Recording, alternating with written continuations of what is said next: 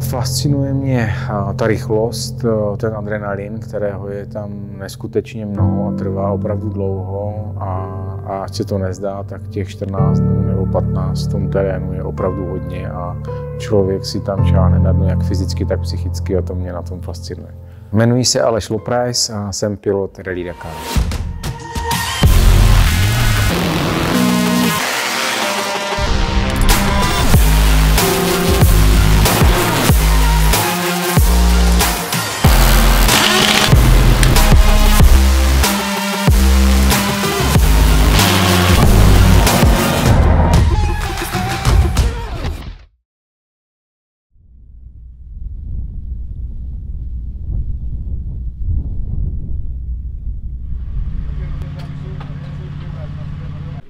Tak z Dakaru se stal nejenom samozřejmě nejznámější rallyový maraton podnik světa, ale je to taky určitá forma, když to řeknu, prestiže, nebo dneska je to takový velký mediální cirkus.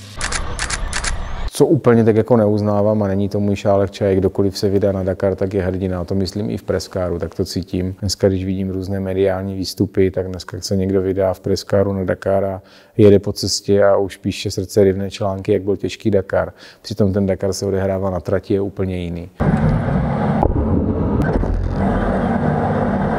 A nicméně nejtěžší je v té soutěžní kabině jednoznačně, to je nebe a dudy.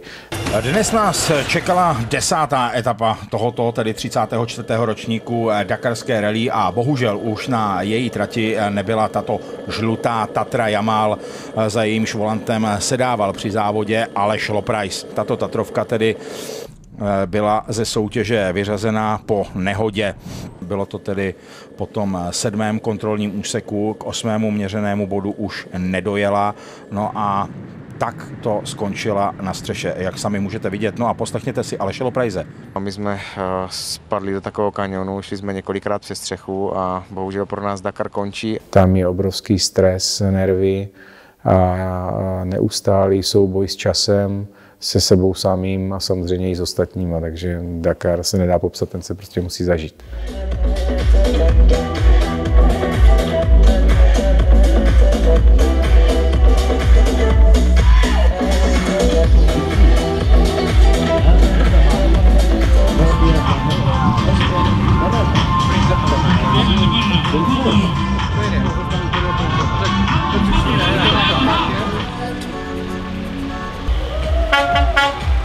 رقم 500 واثنين number 502 Lorez on Tatra from the Czech Republic.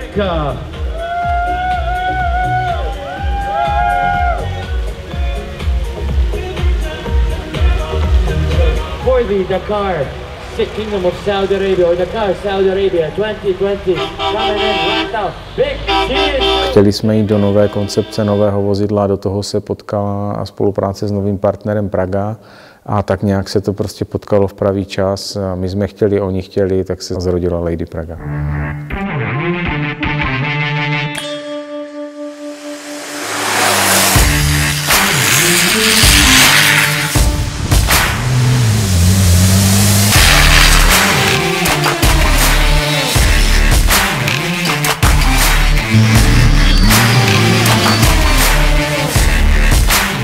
De facto stavba toho auta trvala téměř 2 roky, nejvíce samozřejmě makalo ten poslední rok a vyjeli jsme s tím rovnou do ostrého závodu na Dakar a tam si počínala úctyhodně.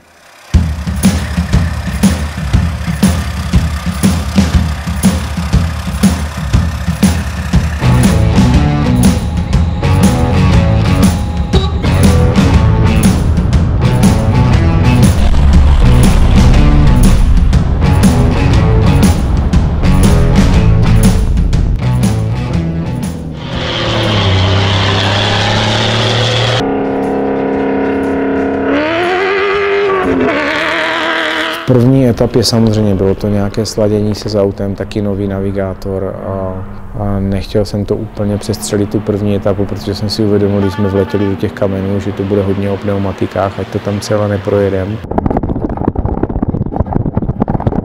nicméně nešlo zase úplně taktizovat, protože všichni letěli a nechtěli jsme zůstat moc opodál, takže jsme museli taky jet.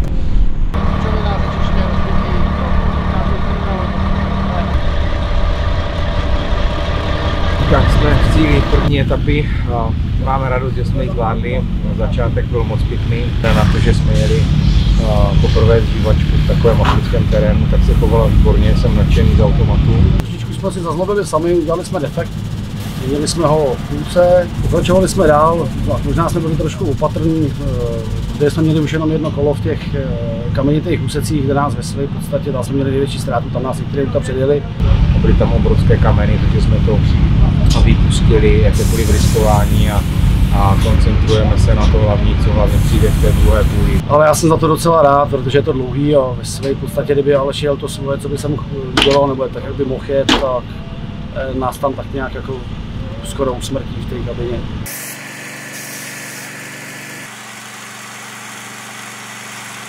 No, když se přijeli, tak se bylo to nízko. No jasně. Už jsem si vyměnit šrouby na lyžině dole, už jen strašně, no, to byl kamenolom ve své podstatě. Jo. Až na to. Jsem to vzal prvníkovou rukavice. Jaký moje levý? Asi Pepovo. My se de facto motáme neustále kolem počtu 10-12 lidí i v rámci toho Dakaru jako takového, což si troufnu říct, že je takový minimální možný počet na celou tu misi, na zvládnutí. Ahoj, jsem Miňou, jsem po třetí na Dakaru a jsem tady jako mechanik. Jmenuji se Honza, po druhý, jsem tady jako mechanik. Jmenuji se Tomáš, po třetí. Snažím se dělat mechanika. Ahoj, jmenuji se Mikoláš, dělám mechanika, teď jsem poprvý. Ahoj, já jsem Petr, po třetí, technika. A jak ti tady chutná? Chutná, hlavně velbloudí. Jaké se ti líbí holky? Holky, samozřejmě český. Kluci, ty se mi nelíbí moc. Koukáš, manželka říkala, že se mám aspoň každý 3 dny umýt.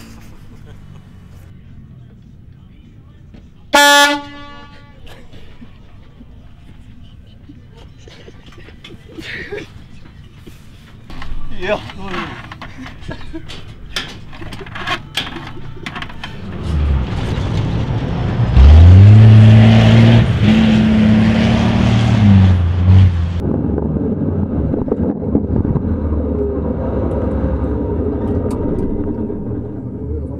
Zase mu to vyplo.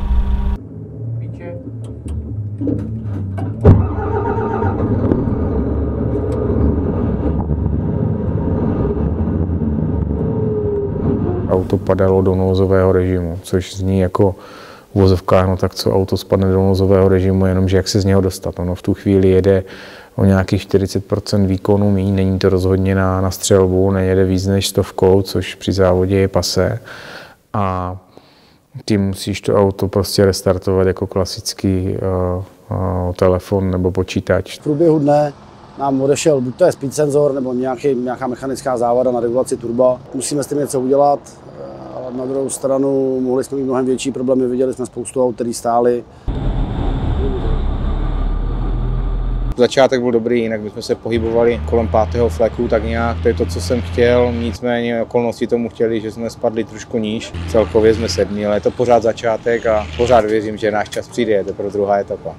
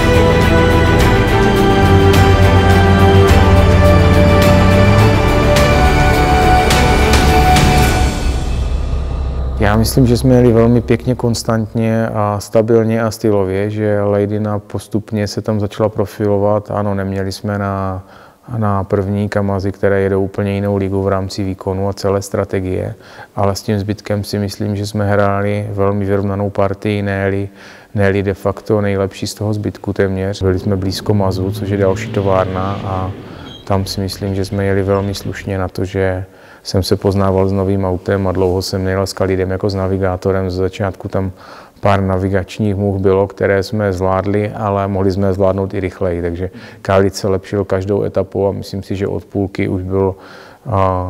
už byl téměř bezchybný. Já moc ty volné dny nemám rád z toho důvodu, že všechno, co do té doby přestalo bolet, nějak se zacelilo, krční páteř, záda, všechno, tak se dostaneš do takového režimu, že všechno funguje a potom dní volna se to zase jako kdyby rozleží. Vím, že je to třeba pro to auto, pro média, pro marketing, ta celá soutěž je tak nastavená. Já mám radši, když se to děje všechno v jednom zátahu.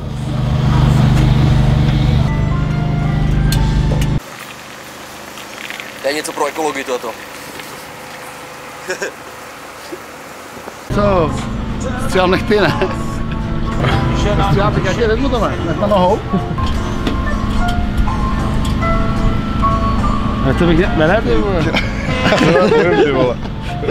Co jsem hlavně řešil já, bylo dodávky všech možných náhradních dílů z celého světa. Něco jsme řešili ze zastoupení v evropské firmy v rámci Saudské Arábie, takže proti nám jeli Saudoarabové, do toho tam k nám letěli de facto 3 Češi. Jednoho Čecha jsem musel já poslat od nás do Evropy pro jeden díl, jednotlivé komponenty v rámci turba. Ve finále my jsme ještě za velmi draho a narychlo z celého světa sváželi a nakupovali náhradní díly, ať přežijeme v té druhé půlce. I o tom ten Dakar je.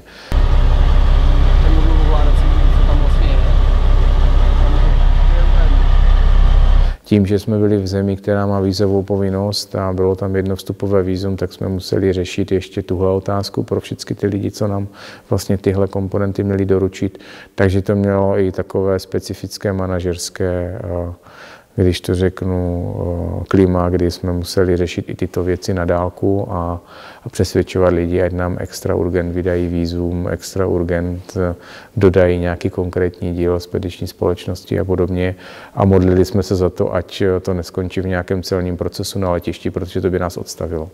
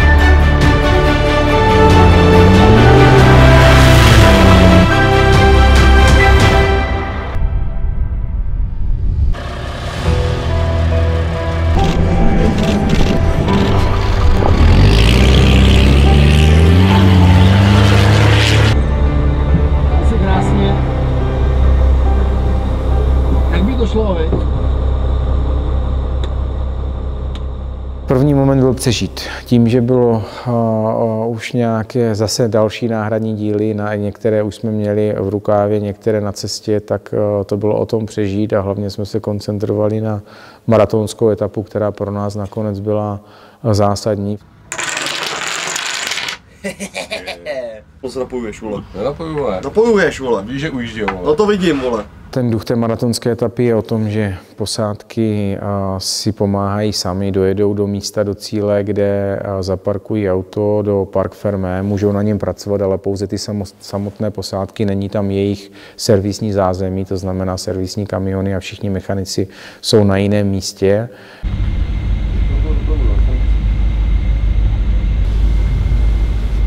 Furt tam není. zkusili jsme maximum připravit se na ten další den, nicméně to nestačilo.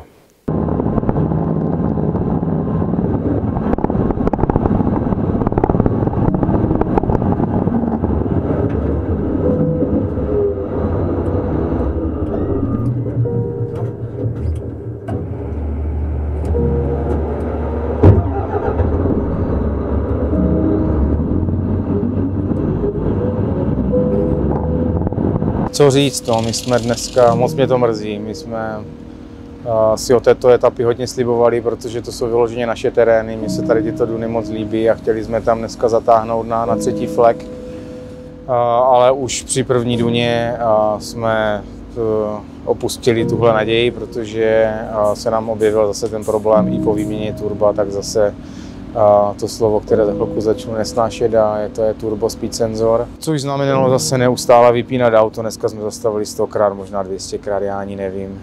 Místama jsme jeli úplně jinudy než ostatní, aby jsme to vůbec projeli. Hledali jsme trakci, pevnější písek, aby jsme byli schopni ty velké kopce přejet. Nebylo to o závodění, ale přežívání. Při té vší smůle jsme ještě přišli o kloubovou hřídel, což znamená, že jsme neměli plně pohonné 4x4 a na 2 místech jsme zapadli. We spend like 2 hours, more than 2 hours, and we try to help ourselves with no anyone they can stop to help us. Okay, we lost our position from 4th we got to 7th, but we are here. Good experience, so we hope next year we'll be in podium. Dneska tam byly 2 takové zalomené duny a já jsem to tam poslal, abych se vyhnul, abych využil tu rychlejší stopu a sežral mi zápěstí volant, takže teď tady mi trčí kost, ale myslím si, že by to nemělo být zlomené, ale myslím si, že to je jenom vykloubené, tak ještě půjdu na servis do Medical Centra a opravdu mě to moc mrzí, ale co se dá dělat, musíme to přijmout.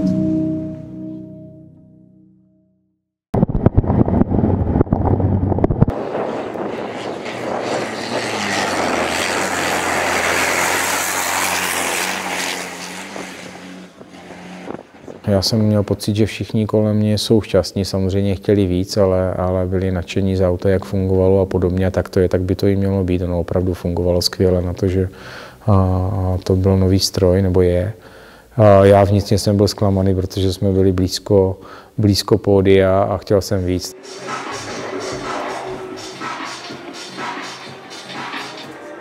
Nejsem ten typ, že budu stříkat šampaňským, když tam není výsledek, a který je pro mě ten, který mě hřeje na duši. A jsme tam od začátku viděli tu bednu a věřili jsme si na ní. A jeli jsme konstantně, když to řeknu, bez chyb na toto umístění. Na druhou stranu i tak jsme přivezli velmi pěkné umístění s novým autem a když to řeknu za minutu 12 se strojeným, že jsme tam určitě zahráli veliké divadlo.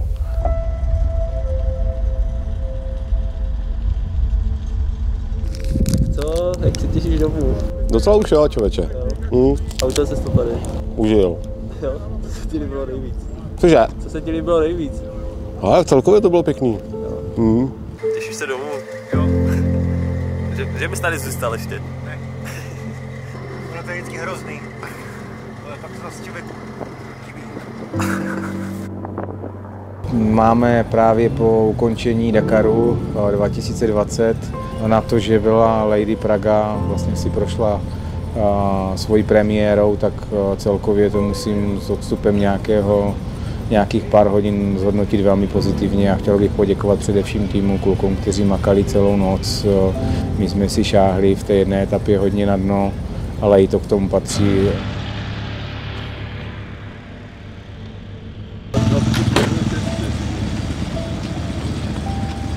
Děkuji moc všem partnerům a hlavně fanouškům. Letošní podpora byla obrovská, dávala nám sílu a energii, že to, co děláme, má smysl a není to jenom není to zkrátka zbytečné. Děkuji moc ještě jednou a vstříc novým zážitkům při další misi.